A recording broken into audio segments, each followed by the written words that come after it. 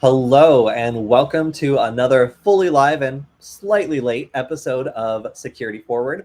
I am Kody Kinzie, a security researcher at Varonis, and today you might notice I'm all by myself. Killian is enjoying himself on PTO. I'm sure he's tuned in, secretly watching us. So I hope he's enjoying his vacation, and I'm going to go over the security news and hacking tools of the week solo, with the exception of, I don't know, my Meshtastic devices and my Club Mata energy soda. So good to see everybody who showed up in the chat. Sorry for starting a little late today. We were having some heat-related delays where it is like 108 degrees where I am right now in Los Angeles. It is extremely hot, and it was equally brutal yesterday. So if you are here in the heat with me, you're probably huddling in the one room in your house that has like decent air conditioning, waiting for it all to pass. But I was hearing that it was still like 100 degrees in some places around midnight. So definitely a little difficult to get set up today based on how just incredibly oppressive it is here. So hopefully it is less hot wherever you are. Good to see James, SAQ, and yeah, everyone else who's joining us in the stream today. So if you are in Los Angeles, I'm going to give a shout out since I finally pulled the trigger. I am a big fan of just, making it happen sometimes. And in this case, I found that there was a really cool Meshtastic group in Los Angeles that was kind of, still trying to figure out exactly when they were going to do their meetup. And I, leaving out of Los Angeles very soon, was just like, let's do it. Let's just go. Let's do it. So I scheduled this meetup for Saturday. This is going to be a free Meshtastic meetup. And meetup means, it's not going to be like a class or a workshop or anything too super formal, but it will allow people who are passionate about this and interested about it to get together, meet each other, talk about cool radio stuff, and also talk about the infrastructure that's been put all over Los Angeles. So I specifically am inviting those from SoCal Mesh. However, this is not an official SoCal Mesh event, as they are still doing surveys. I myself hate doing surveys.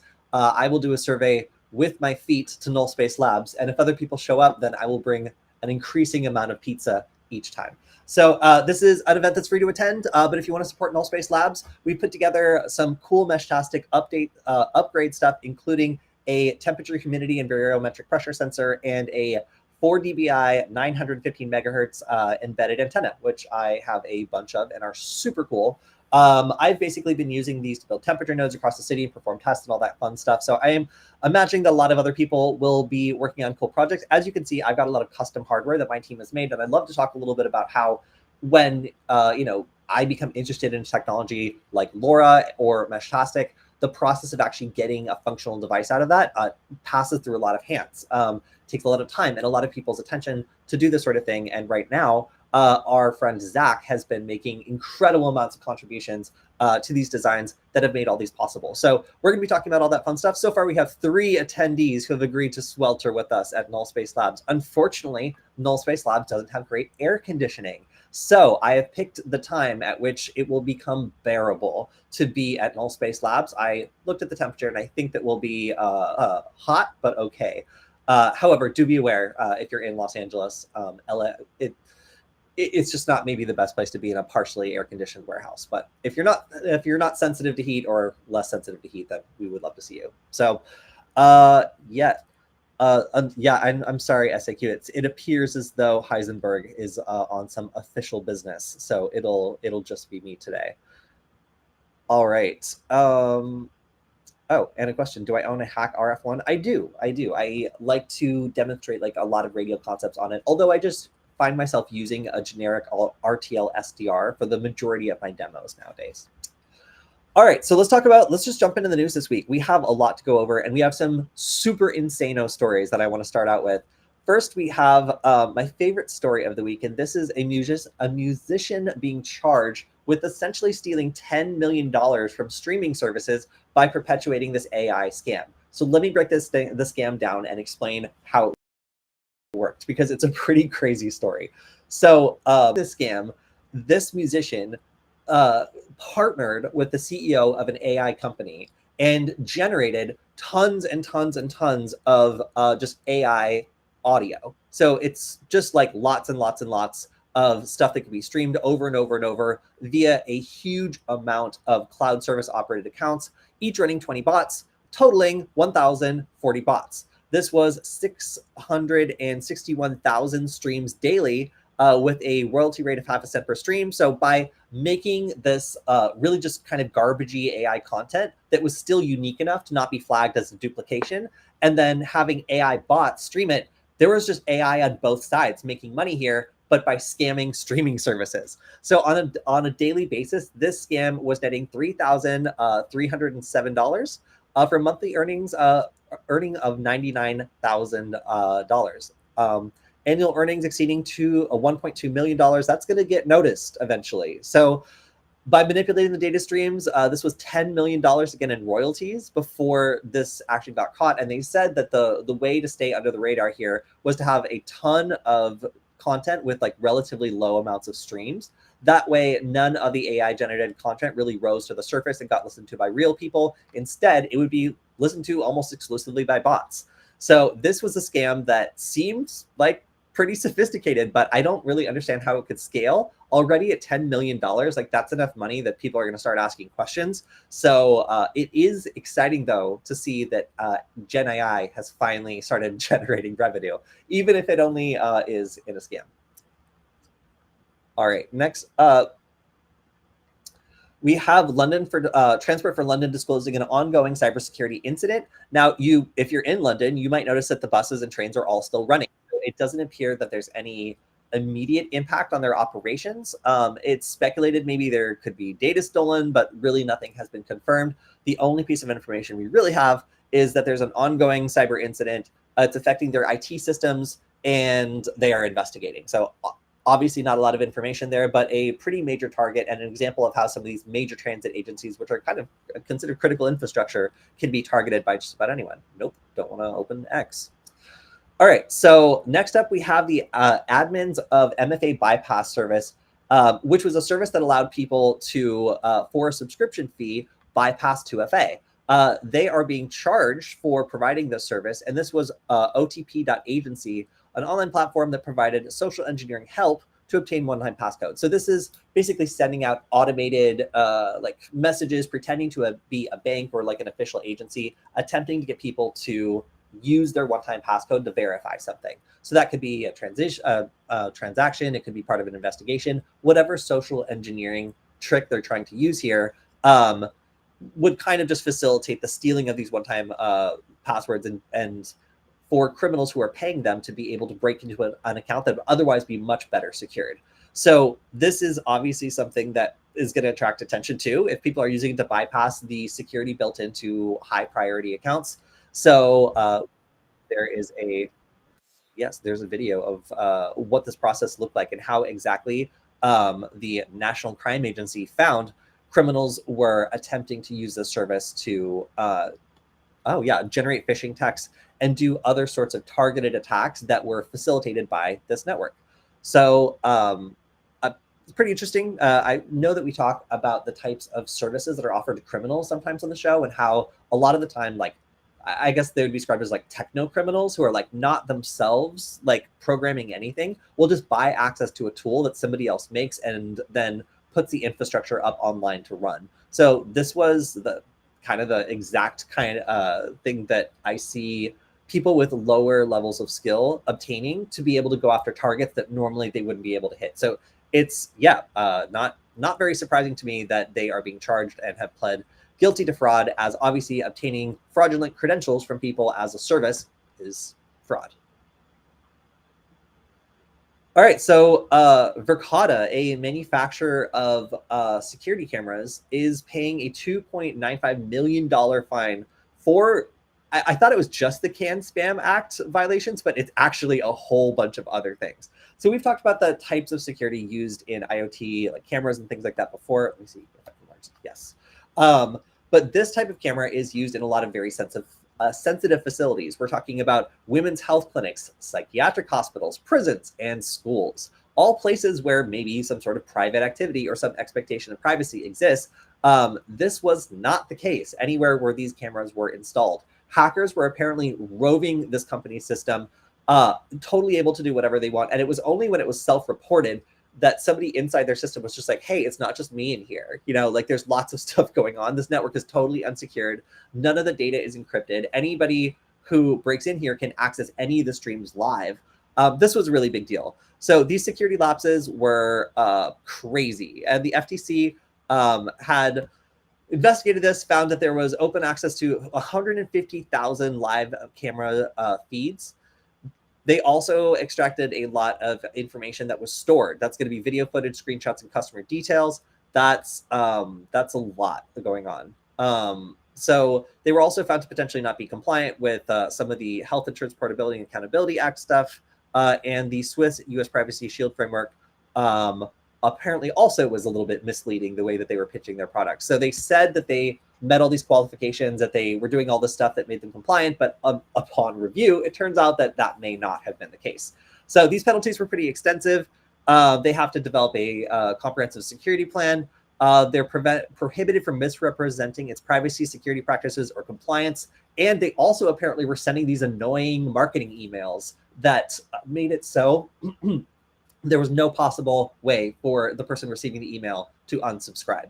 So of all these security lapses, exposing customer data, like putting cameras in women's prisons on the internet, all of that was secondary to the Spam Act violation. So to me, pretty wild that this company exposes all these sensitive facilities, has all this information left in places that it's able to be stolen, allows hackers to run around their network, and then they send a really annoying marketing campaign. And that is the thing that gets them an over $1 million fine. So take it as you will. It's good to see a little bit of justice being doled out here, but this was a pretty egregious breach of trust, especially when the company had reached out to these partners and assured them of these compliances when in fact they really had put very little effort into complying with any of those security policies. All right, so next up, we have a Docker image that was extensively used by security researchers to submit things to Apple's own bug bounty program. It has been targeted with a DMCA takedown. Great. So this is kind of at odds with Apple's stated position on supporting security researchers, finding flaws in OS X and then reporting them. At issue here is the license that allows this operating system to be virtualized or put on certain images. Because this was very often used, it is stirring up security researchers, and they are trying to find a way around this because it's impeding some of the research that is around OS X security. I'm interested to see if this is able to be restored, or if the attention that security researchers are piling on this case manages to get access restored, because frankly, it's a very useful thing to have around for testing. And I think that Apple, as a result, will end up seeing fewer bug bounty reports as a result. If everybody involved in bug bounty research for Apple or OS X has to, or macOS, has to own a macOS product, that's, in my opinion, maybe not the best way to make sure that you're having the best and brightest minds, finding problems with your operating system, if that truly is your goal. So yeah, the EULA is the specific part of the license that restricts the use of operating systems to Apple branded hardware.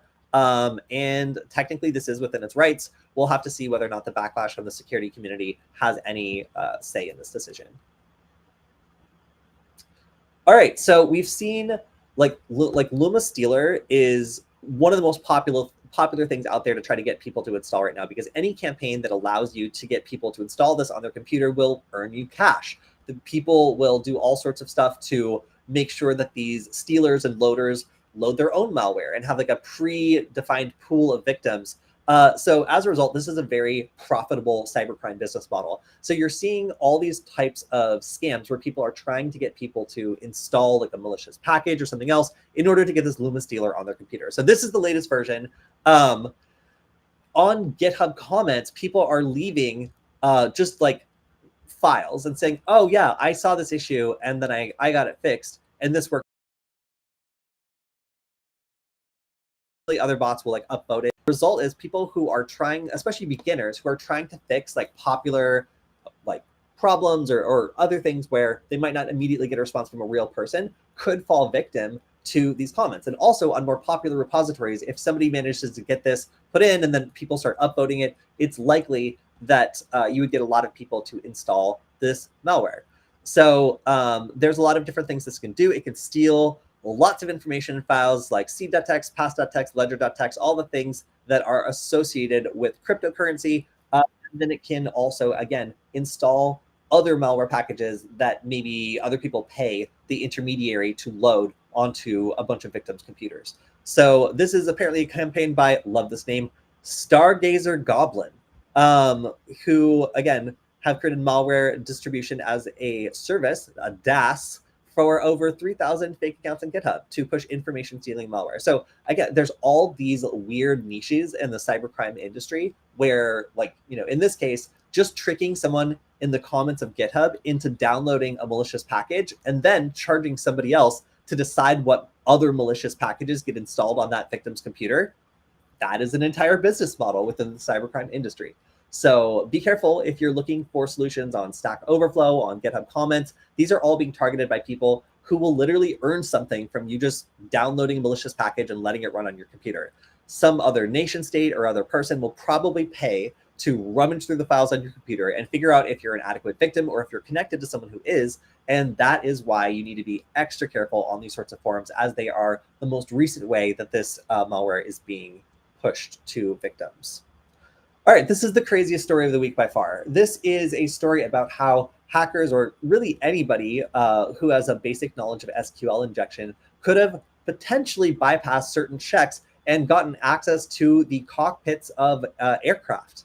So there was a system here that was an online-based system that allowed access to the KCM and what was the other one? And one other service that allowed pilots and flight attendants to skip security screening. So Flycast was the overall web-based service. And then, so it was the known crew member program. Oh, there we go. And the cockpit access security system, CAS. So these two programs were administered by this web service. And basically, you could log in with credentials, but it was vulnerable to SQL injection. So when you tried to log in, you could actually just ask it for valid credentials, and you would then log in as an administrator. So pretty standard, like low level attack. Like you're just querying the SQL database, trying to dump data out of it. But this SQL injection attack allowed just an arbitrary person to then log into the secure system and just put themselves through KMC or CASS. Now, what that means is they were able to create like a test user, in this case, test only, and grant them access to cockpits. Now, the TSA in a statement said that this wouldn't actually have worked because there's other measures that are required to identify the pilot, like they have to match the ID or whatever. But in this case, you just need to maybe change test only to like some other value, and then that person would be within the system. If they were approved, then they would be able to potentially get into the jump seat of a cockpit. Which is something that pilots are allowed to do when they're traveling. So that is a lot. And the Department of Homeland Security was the first one on the scene here. They were notified and they acknowledged that this was a problem and disconnected the service from those two programs. They said that they had other redundancies and other things that would have caught this, but they didn't really specify beyond that. After this, the TSA made it so that the website that has the information about that program removed all the information about it. So rather than identifying like exactly what the problem was, like they were like, it's fine now and it always was. Not necessarily like the best way of disclosing a breach. They basically acknowledge with the database, but all the redundancies, whatever, made it so it was no big deal and nobody needs to freak out over this. So obviously a little bit of like push and pull here with like how serious this was. Like, the security researchers are saying, in this case, it looks like somebody maybe could have gotten direct access to a cockpit if they really wanted to, whereas the TSA is saying, no, this was a very low level like database misconfiguration, and instead we have all these redundancies that make it so it's not really a problem. Who's to believe here? I don't really know. But it does go to show that when you have secure systems like this that maybe a third-party contractor is working on, a little mistake like that can be really dangerous when it has an impact on like secure systems or a secure area, or like a cockpit where only certain people are supposed to be able to have access. So truly an interesting find. This all being like a kind of just web-based like application pen testing sort of thing, and we're going to talk about that later when I talk about what types of tools are used in cloud security research. All right, so this is an interesting tool, and Killian and I talked about something like this previously, but I think that they've finally gotten a bit better about this. So before, there was an effort to remove revenge porn from search engines and online platforms by some of these agencies, where they were like, okay, like we want to make sure that people who have images that they don't want popping up on the internet have a way of basically letting these search engine stuff know that they want them removed automatically. Unfortunately, every single solution involved you sending these sensitive images to like a cloud provider and then being like, oh yeah, we'll totally delete it, we promise. Nobody liked that. And as a result, it was not very popular because nobody wants to take all their most sensitive images and upload them to Google. Like that's kind of like the point, is that that stuff got on the internet and now it needs to come down. So like a lot of people were uncomfortable with subsequently uploading the images they didn't want uploaded and on the internet. So in this case, it looks like there has been some advancement in this. And now there's a new process in which the images never leave the person's device. So they're able to generate a hash, which makes sense. Maybe some variation on the hash too. So different resolutions, different sizes and crops of an image would still be recognized. And then once they upload the hash, which obviously can't be reconstructed into an image, it would be able to automatically flag images that had been marked as like non-consensually uploaded to the internet and remove them. And this would be a process for Bing and other search providers to be able to identify that in an automated way that makes people a lot more comfortable than just having to upload all of their sensitive images en masse to a cloud provider. So I like the solution. I think that it is one of the better solutions available for making sure that images that clearly should not be on the internet are not there, especially when it involves somebody having these images published without their consent. So I really am encouraged to see this kind of research. I like to see when people figure out the reason why people aren't taking advantage of this great service. In that case, like just a reluctance to upload certain things, and then take steps to make it so that people can still take advantage of the goal of this, which is to give them more control over whether these images are found online without having to take steps that make them uncomfortable. So probably one of my favorite stories of the week. All right.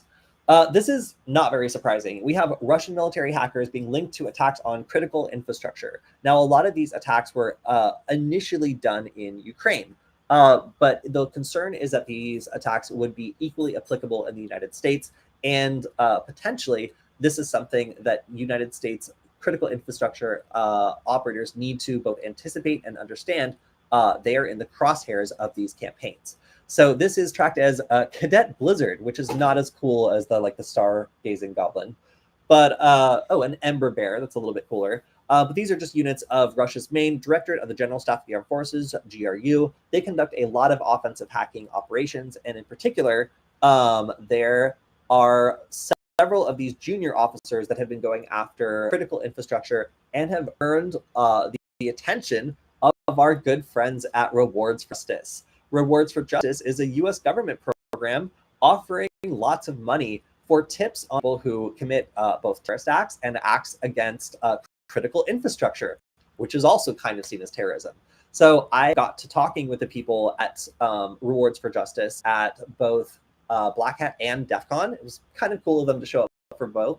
And while I initially called them the snitch table, jokingly, I came to find out that they were pretty involved and pretty cool in the cyber community. There were a lot of cool and interesting people that worked there that had fresh ideas about how to people and how to have an impact on the cybercrime environment by offering fat rewards for people who attack, United States critical infrastructure. So in this case, I'm pretty generally anti-terrorism. I don't like it. So the fact that they primarily offer money in rewards for terrorist acts like attacks against infrastructure and things like that, they're actually pretty cool. So they issued their own statement about and some photos of the GRU hackers that are considered to be involved in the Whispergate campaign.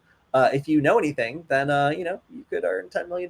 Although I'm not sure that any of these people will ever leave Russia to a country that would extradite them ever again. So Funny to see rewards for justice in the news again, but I guess I shouldn't be too surprised as they are offering, again, a massive reward for information on these military intelligence hackers. All right, so hackers hacking hackers, a story as old as time. So when we get into cybercrime, like businesses and such, we have the high-end businesses, the ransomware operators that are making, like they're making software under a brand. You know, like some of these, like ransomware gangs are known for having very powerful software that affiliates spend a lot of money on purchasing so that they can operate and then together make a profit.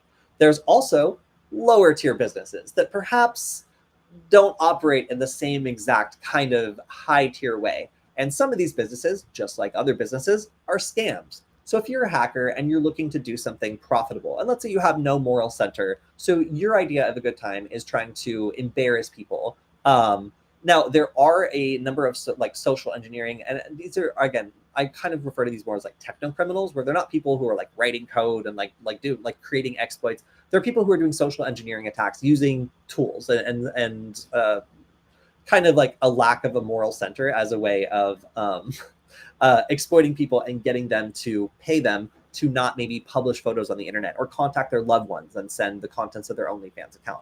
So there is a business here of scammy people attempting to gain access to accounts that they don't have the skills to do themselves.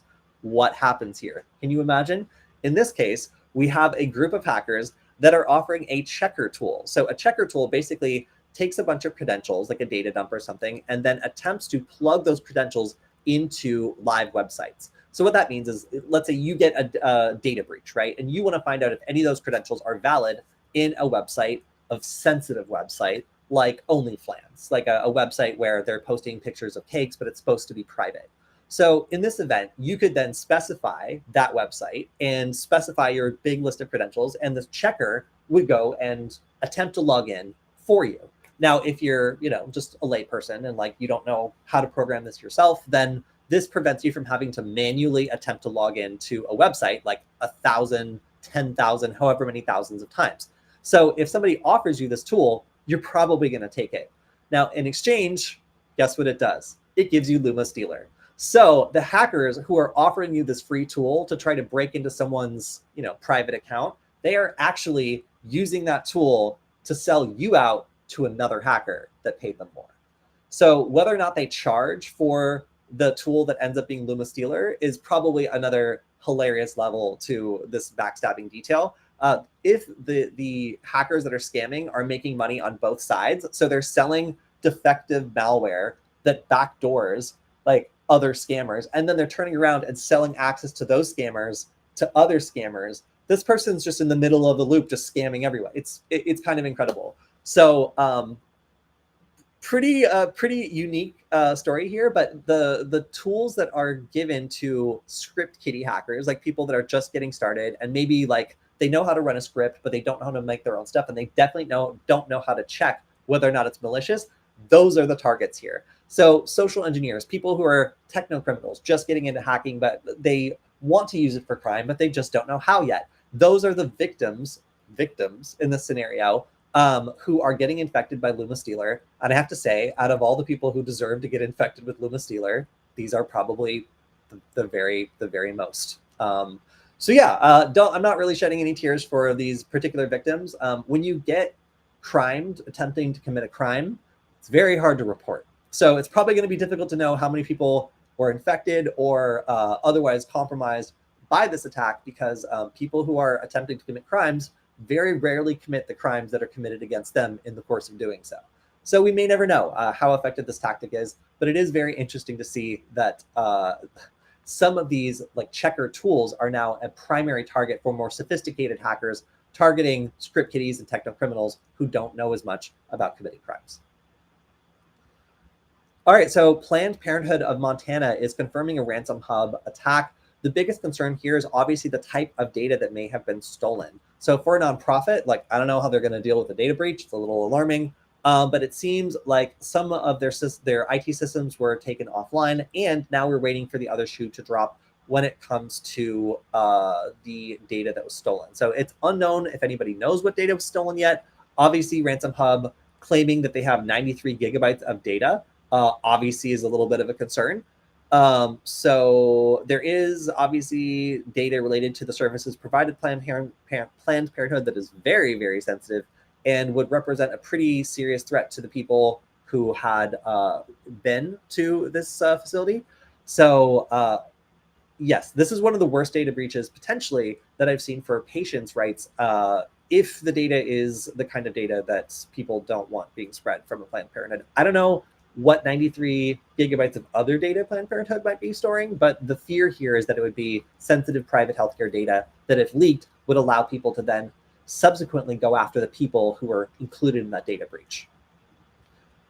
All right, so we've been seeing a lot of crackdowns on Russian disinformation before the 2024 election, and there were some bombshells that were released recently.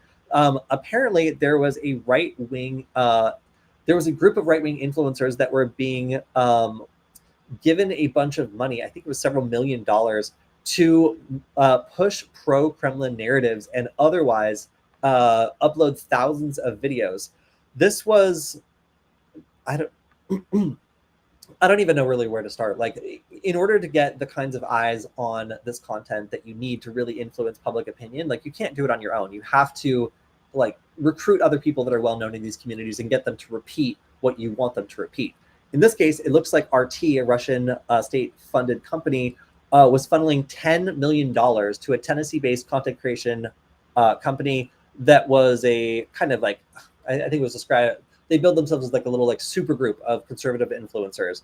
But unfortunately, they were being led to repeat basically Russian talking points in exchange for, $10 million. So this is something that is going to happen on an increasing basis as we ramp up to the election. Again, not super surprised to see it. This is something that happened in the previous election cycles. But if you want to see an example of how these influence operations really do happen, this is some of the most recent news. All right, so I had never heard of this, and I just wanted to give it a shout out as something that you should probably keep an eye on.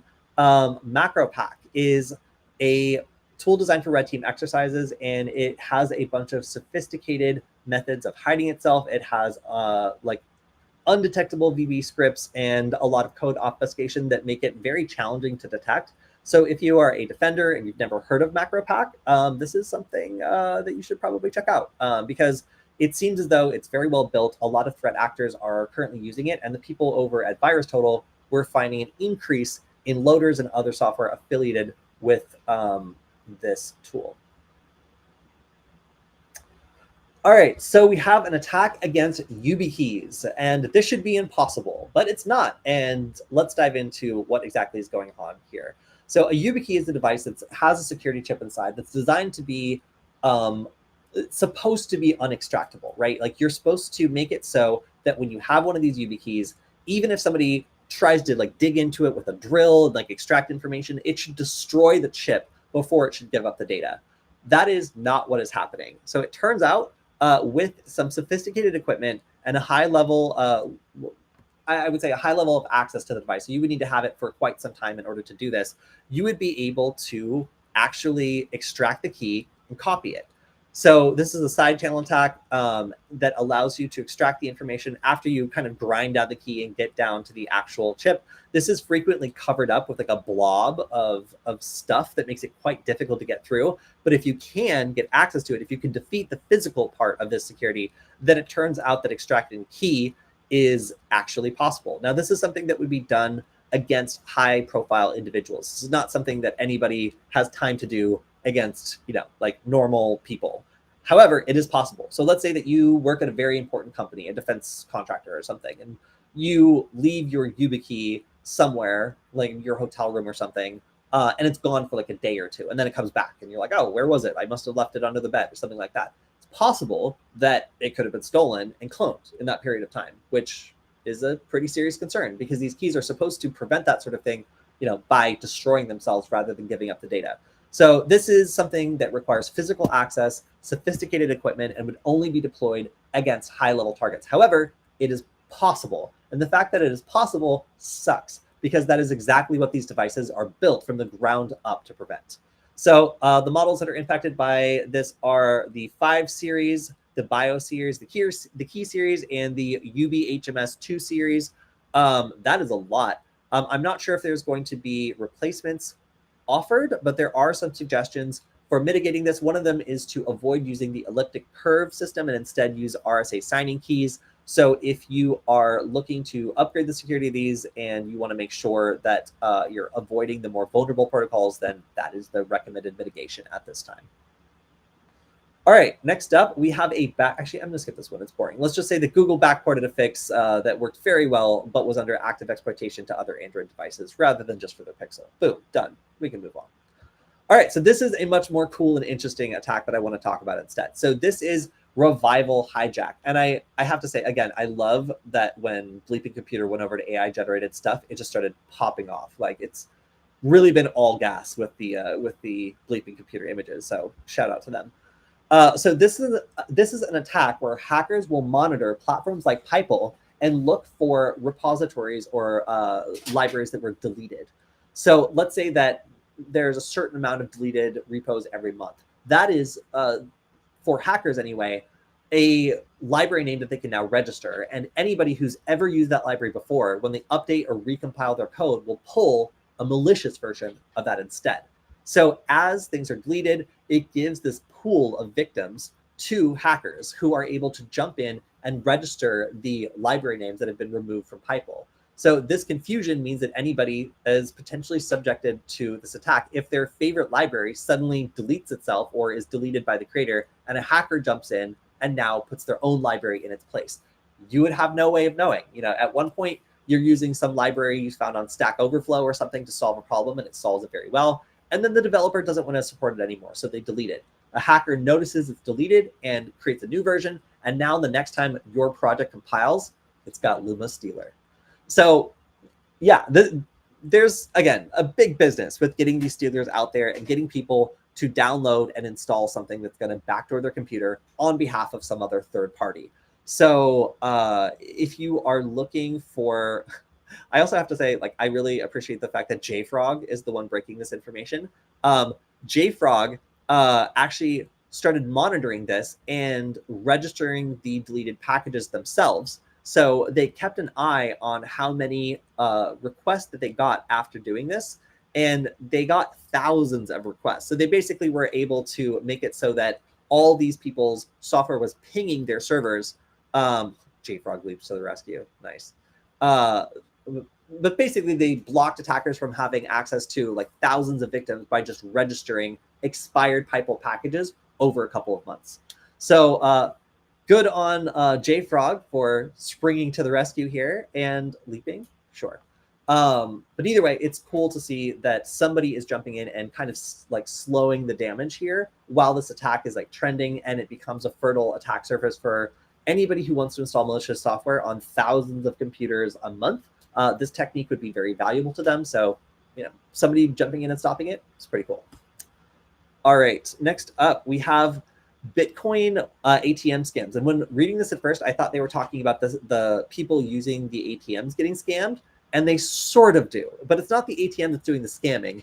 The ATM is facilitating the scamming. So Bitcoin ATMs allow you to put cash in and transfer it into a Bitcoin wallet. This is particularly useful for scammers who are trying to target elderly people or others who, you know, will go attach their bank account and then drain it by sending it to what they think is like the FBI or like somebody else that is instructing them to move money around.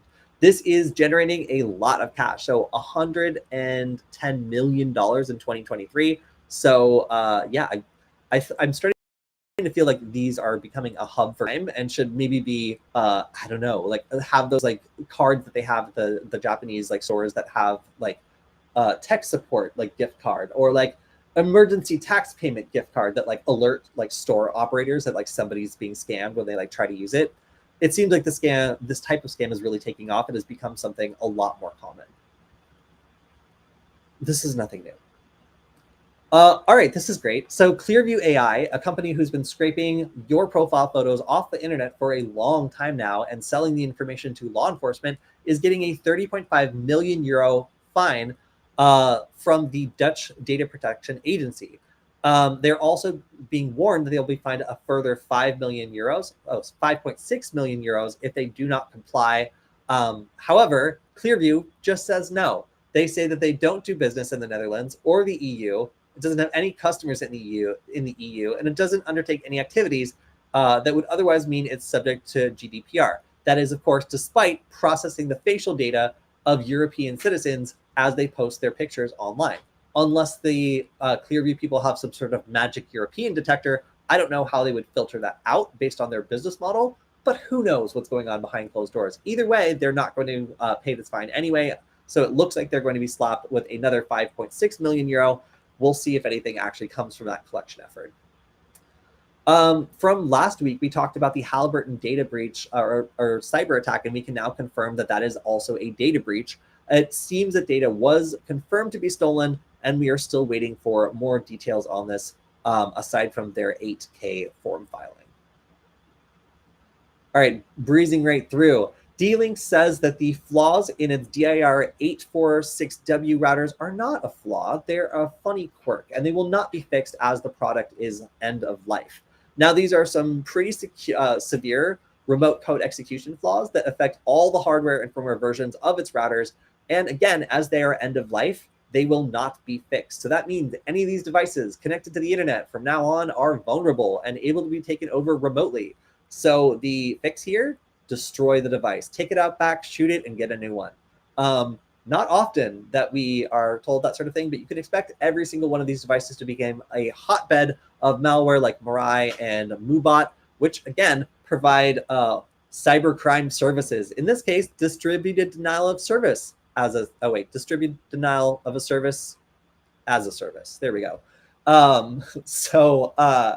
You can expect that we will see these routers' IP addresses popping up in random bot attacks in the future, as again, the vendor is not planning on fixing this highly exploitable attack.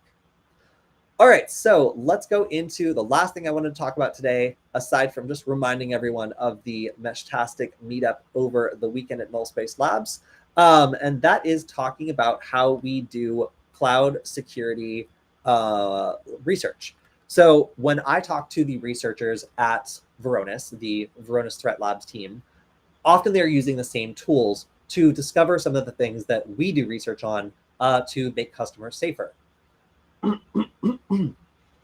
So today, for anybody who's just getting started with AWS or doing any sort of cloud security research, I wanted to talk about a couple fundamentals. Before we talked about permissions and we talked about like IAM permissions, we talked about resource-based permissions. And then last time we also talked about CloudTrail and CloudWatch and how you can keep an eye on your services and what types of granularity we can get.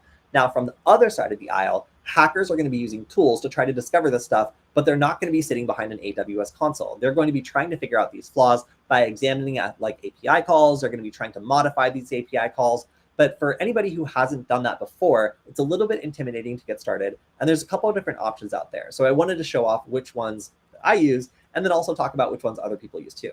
So personally, I like to use a tool called ZAP, Z-Attack Proxy. This is an open source project. It's free. And what I like about it is that while the documentation might be sometimes ancient, it does allow you to do most of the things that more sophisticated programs, or more expensive, I guess I should say, like Burp Suite allow you to do. Now, when I'm doing demos and I'm teaching people, I really hate it when my program I'm using is throttled. And one thing I like about ZAP is that it's not throttled. You can use it. It's fully functioned. It's just maybe a little bit more difficult to get started with. But the idea here is that when security researchers or hackers are trying to learn about a system, they will start interacting with it. They'll send web requests, but then they'll intercept both the request and the response, and they'll be able to modify them in creative and different ways to hack the system by taking advantage of security flaws. So let's say we have an AWS environment that is misconfigured, like an S3 bucket, and we want to audit it. One of those tools we could use would be Z-Attack Proxy. That would be something you could install and then intercept the requests that are going to the server and start modifying and trying to find out what's going on. Another tool, and one that ends up being a lot more popular, is Burp Suite. Where'd it go? Here you are. So Burp Suite is a commercial product by Portswigger, And this is the thing that is used by most cloud security and application security researchers, like web application security researchers. It is the real deal. And it's used by the Varonis Threat Labs team very often to do a lot of the research that we report on, because it allows us to be very flexible with the types of web requests we send, and allows us to see exactly what comes up when we are like attempting to change something or see if there's a misconfiguration or excessive permission. Now, there's the basic operation of a program like this, which is to select a target. In this case, I'm going to open a browser. And what happens is if I open this browser and type in a web address, then I should anyway, here we go, I've got my browser. I should be able to intercept traffic that's going here, and I should even be able to modify it if I want to. So if I go to my own website, www.hack.gay, and over here, I can see as it loads, I have all these different resources that are being loaded, and I can see the actual requests here. So I can see the raw HTTP request. I can see where it's going. I can see the response. Oh, yes, and it's very pretty. And I can see all these other services that are being hit here. I can see Linktree, OneTrust.com. Okay, that's great. So this gives me a ton of information about what happens when I go to a website, what services are being loaded, what additional web requests are being made. And if I want to, I can also make it so it stops and lets me modify these things as they go in and out. So not going to go too crazy into this today, but that's the fundamental thing that most people are then doing when they're using a tool like this, is they're selecting a target, they're kind of intercepting and like puzzling over the different things that are being exchanged when you try to access a resource, and then maybe using some of the automation tools to try brute forcing it or other sorts of techniques that get around security features. So that's why cloud hacking tools are so powerful. They allow us to intercept traffic that's going to a resource that we're interested in, and granularly both examine and modify things that might allow us to bypass a system or find a vulnerability. So there's also things that enhance the ability of one of these programs to be effective in, for example, a specific cloud environment. And that means extending it with things like this. So over on my screen, I have Cloud Storage Tester. And this is one of the official plugins for for Burp Suite from Portswigger itself. This is something that allows you to go through, take your AWS credentials. So on, I think I somewhere here have my, yes, I have my S3 bucket here, Tammy, which has files and such in it. I could take my information from my AWS bucket. I could plug it into this settings tab in my Burp Suite extension, and I could actually have it audit my AWS bucket for permissions or other issues that might cause problems. So you can see that when I do a scan, then after I install this plugin and I point it at a vulnerable AWS bucket, I can actually use this tool to automatically run a series of tests that tells me that the bucket might be misconfigured. So this is how hackers will, and of course, security researchers too, will identify, for example, like the cloud environment. So let's say we have an application we're interested in doing web application pen testing on. We make a request with Burp Suite and we see that it's going to a particular AWS account. Then we could identify that AWS account and proceed with testing it, seeing if there's ways we can access it or do other things to maybe get more information than we want. Now, this is looking like an internal tool where you can directly connect your AWS account, have it pull the policies and take a look to see if there's any problems or issues here and alert the user. But that's exactly what hackers are going to want to do in order to find these vulnerabilities externally as well. So for tools that I would recommend for anybody getting out started with cloud security, who wants to discover some vulnerabilities, who wants to maybe do a CTF, or wants to understand how people get visibility into what's going on behind the scenes and find these problems in the first place, I have to recommend it's just Zap now, Zed Attack Proxy, and Burp Suite as probably the best ways to get started. The first one is free, and I really like that, but Burp Suite is used by virtually everybody in this field, so I have to say there's a lot of guides for it, there's a lot of really good resources, and while the price tag is a little bit steep, I do think that they are generally worth the money if you are looking to get into this more professionally. Otherwise, you can do most of the things you can do with Burp Suite, but without throttling, using Zap. So I have some videos on this if you want to check them out, both on Security Forward and I think on the Hack 5 channel as well. If you are interested in getting into web application or cloud security, then Burp Suite and Zap are my first two picks for tools to get started. That is just about all the time I have for today. Want to thank everyone for hanging out with me today. My Heisenberg is gone, but I still feel like I have a good group of people here. So I'm going to be going over all the news again next Friday, but stay tuned on Wednesday. We might have a special guest I'm attempting to set up. So just a little hint there. And if I get to see any of you on the Saturday Null Space Labs sweltering adventure, then it will be great to see you. So that's all we have for the stream today. I also have to shout out Varonis for letting me do this stream twice a week, every week. And if you want to see it continue, you can always go to varonis.com/Kody. That's Kody. It supports the stream and lets everyone know that you want us to go live every week. So I will see all of you next week. Hope everybody has a wonderful weekend. I hope the temperature also goes down because, wow, it is quite something. And we will see you all next week. Goodbye, everyone.